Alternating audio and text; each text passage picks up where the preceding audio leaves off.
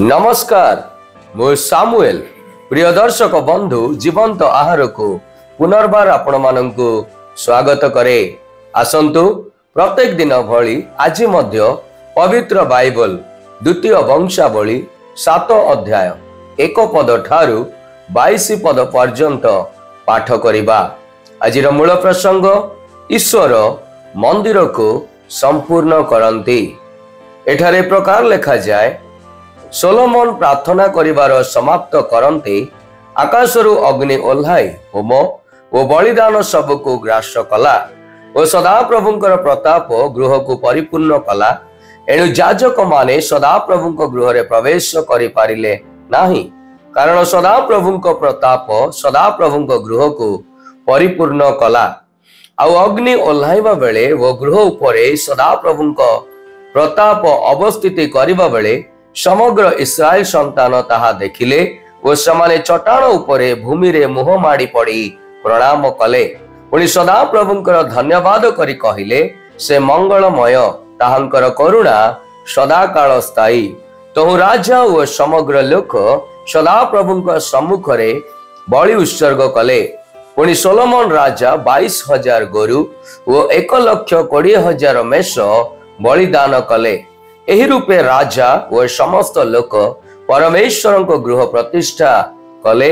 आउ याजक माने अपना अपना पद अनुसारे ठिया हेले। दाऊद लेविय मानक परिचर्या क्रमे प्रशंसा गान करिबा समय रे सदा प्रभुंक करुणा सदा काल स्थायी बोली ताहांकर धन्यवाद करिबा पई दाऊद राजा जो सबु वाद्य यंत्र निर्माण करिथिले सदा प्रभुंकर सही सबु वाद्य यंत्र घेनी लेविय माने मध्य ठिया हेले। पुणी याजक माने सेमानक सम्मुख रे तुरी बजाइले आउ समग्र इस्राएल ठिया हेले।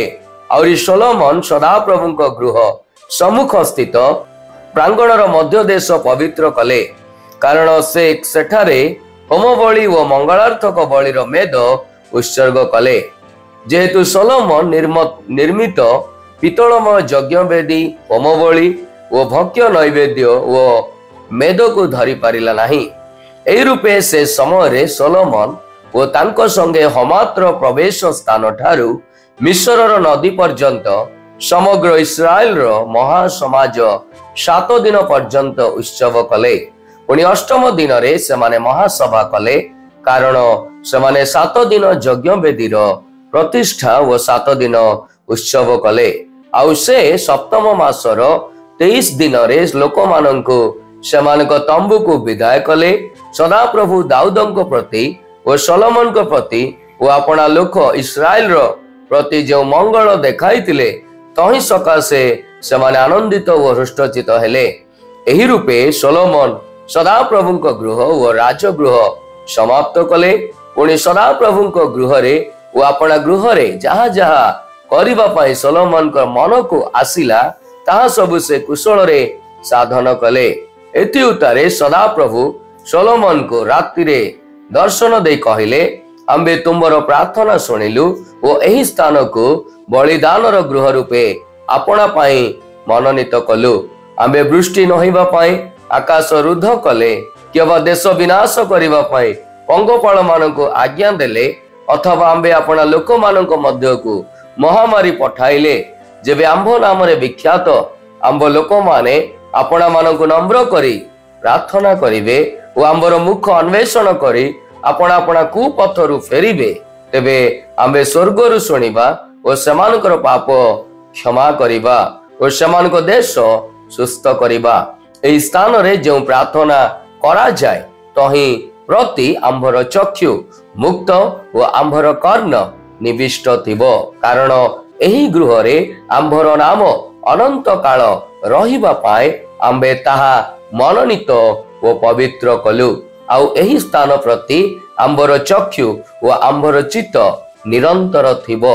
पुणी तुंब पिता दाऊद जेपरि चालिले सेपरि जेबे तुम्भे आंब सम्मुख रे चालिबो व आम्भे तुंबकु जे सबु आज्ञा देई अछु तद अनुसारे करिबो। पुणी आंबर विधि व शासन सबु पालन करिबो, तेबे इस्राएल उपरे कर्तृत्व करिबा पाई तुम संबंधी लोकर अभाव नहिबो बोली जो नियम आमे तुम पिता दाऊदंक संगे करिअछु तदनुसारे आमे तुमर राज सिंहासन स्थिर करिबा। मात्र जेबे तुम्बे माने विमुख हेबो ओ तुम मान सम्मुख आंबर स्थापित विधि और आज्ञा सबु परित्याग करिबो पुणी जाई अन्य देवगण को सेवा और प्रणाम करिबो तेबे आंबे सेमानकु दत्त आंब देशरु समूले उत्पादन करिबा।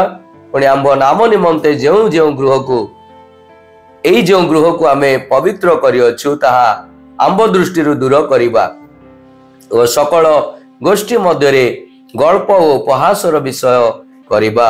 आउ एही जे गृह एडे उच्च होई अछि तहि निकट दे गमनकारी प्रत्येक लोक चमकृत होई पचारिबे एही देश ओ गृह प्रति सदा प्रभु काहेकि एपरि कले।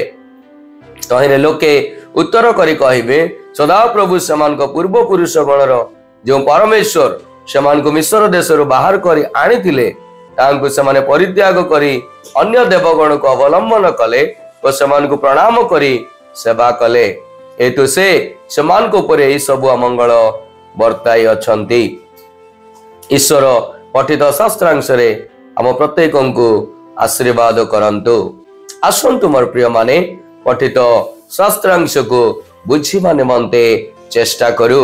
जेतेबेले सोलोमन प्रार्थना शेष कले सेतेबेले ईश्वर स्वर्गरु अग्नि प्रेरण करी दान एवं बलि को ग्राह्य करी अपनार उपस्थिति को दर्शाइले एवं मंदिर को गौरव रे परिपूर्ण कले एवं इस्राएल लोक माने अत्यंत आनंद कले एवं 7 दिन जाए महापवित्र मंदिर सम्मुख रे महाभोज करी आनंद मनाइले। ईश्वर समान को उभय आशीर्वाद एवं चेतावनी कथा जणाइले जदि तुम्हे माने मंदिर रे विश्वस्त भावे ईश्वर को उपासना करिबो तेबे तुम्बर पूर्व गौरव एवं प्रचुर्यता उपलब्धि करिबो। किंतु जदि सेमाने तांकर निज निज भूल पथरे चलिबे तेबे मंदिर ध्वंस हेबो एवं तुम्हे माने एई स्थानरु प्रांतर को नीत हेबो। ईश्वर किए अटंती आसंतु आम्भे माने ताहांकर गुणावली को देखु। ईश्वर सोलोमनकर प्रार्थना सुनिले एवं मंदिर रे तांकर उपस्थिति सर्वदा रहिबो एवं सेठारे तांको लोक मान को प्रार्थना सुनी आशीर्वाद करिवे बोली प्रतिज्ञा कले एवं जो समय लोक माने मंदतारु फेरिबे एवं ईश्वरंकटरे निजको नम्र करिवे सही समय तांकर प्रतिक्रिया देखिबाको मिलिबो। ईश्वर प्रार्थना सुनिबाको इच्छा करंती एवं केवल मंदिर नुह किंतु से एक संपूर्ण परिष्कृत हृदय एवं सूची अंतकरणर प्रार्थना इच्छा करंती जहा आमर तांको नियम सहित आमे माने चुक्ति करिअछु। एई शास्त्रांशरु ईश्वर आमान को कोन शिक्षा दियंती आसंतु मोर प्रिय माने आमे माने ता शिखु एवं तार आशीर्वाद को आमे माने लाभ करू। इतिहास रे आमे देखि आसीअछु जेतेबेले भी ईश्वरक वाक्य को तुच्छ करा जाई अछि सेतेबेले दंड आसीछि। एई परि परिस्थिति जेपरि आम उपरे न आसु सेपरि जत्न करिबा कारण ईश्वर तांकर संतान माननकु शृंखलित एवं परमार्जित करी एहा आम्भ मानक पय एक सूचना दियंती। जेपरि एब्री पुस्तक रे लेखा जाए जो मंदिर रे ईश्वर को वाक्य न थाए से मंदिर रो कोनोसी मान्यता न थाए। ईश्वर आजिर ध्यान रे आम प्रत्येक को आशीर्वाद करंतु।